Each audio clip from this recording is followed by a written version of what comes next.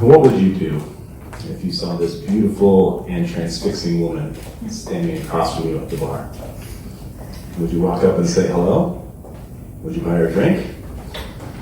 Well, in my completely drunken state, 12 years ago, I thought the best thing to do would be to send over my friend, who's even drunker than me, and see how that worked out.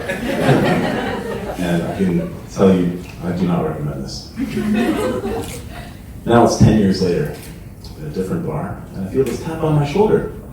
And it's the same woman. She looks at me and says, "Hey Brent, it's been a long time. My God, opportunity knocking." What do you do then? Buy her a drink? Say hello?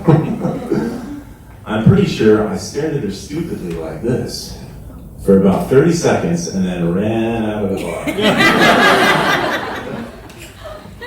The next day, I got my act together and I messaged her. And for reasons that I don't think I'll ever understand, Steve messaged me back. So we met up.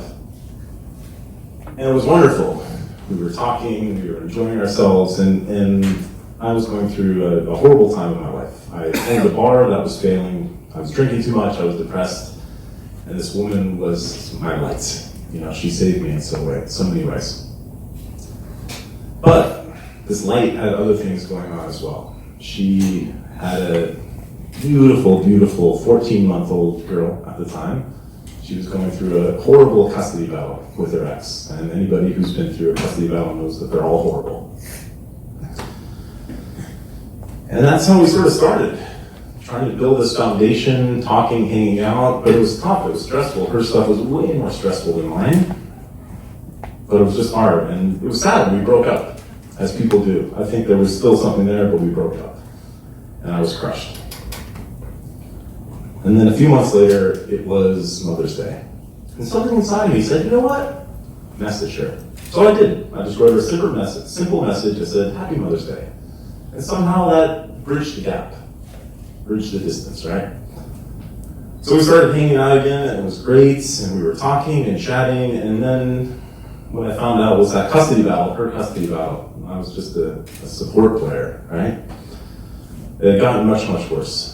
That child who was previously in Singapore was now being forced to live in Hong Kong. So this woman, the strongest woman that I've ever met, strongest person, I should say, that I've ever met, was flying back and forth from Hong Kong to Singapore, back and forth. Didn't really have a job, was trying to scramble to make money. Didn't have a place to live, you know? Was being forced, her child was taken away from her. The courts were saying live in Hong Kong. It's a true story, it was awful. And then as I got more involved in this girl's life, I started flying back and forth to Hong Kong. So now both of us are going up there. Right?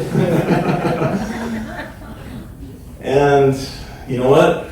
It got too hard. It got too hard again. But we didn't break up. That's good. I finally said, you know what? Fuck it. I'm going to move to Hong Kong.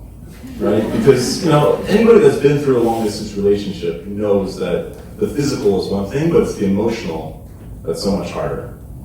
It's, you know, if you can't give the person a hug at the end of the day, you can't laugh together, you can't cry together, you can't have a drink. It's so hard. So I said, you know what? I'm moving to Hong Kong. So I hired a mover.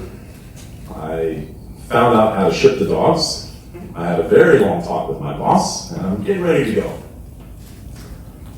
And she called me. She called me from Hong Kong and said, you know, something happened and I got this feeling.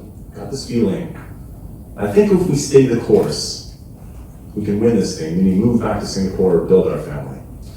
So I said, okay, I trust you. So I fired the mover.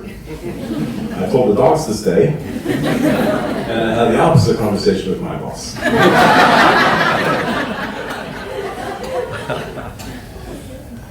It took another year.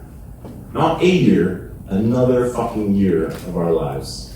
Back and forth, to Hong Kong, to Singapore. I was there, she was here, and vice versa, and court battles, and lawyers, and all the rest of it. As bad as it could be. That was just over 2 years ago.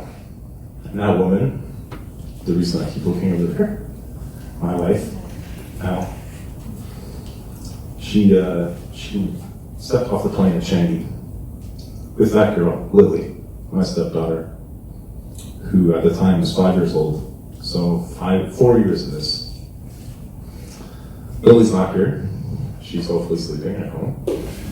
We have another one, a brand new little baby, India, who's 5 months old. So, I'm crying, but it's a happy story, right? It's a super happy story. That's what happened. And to this day, my wife says, "Why the fuck did you not just walk up to me and talk to me at that bar 12 years ago?"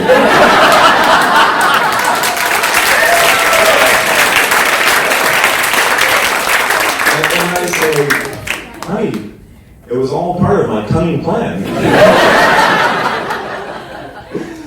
And because she's my wife and I love her, she says, "You know what, that is bullshit." And it's, I like to play it off like that, but it is bullshit. So I say to her, if it's true love, you'll always bridge the distance. That's what we have. So thank you.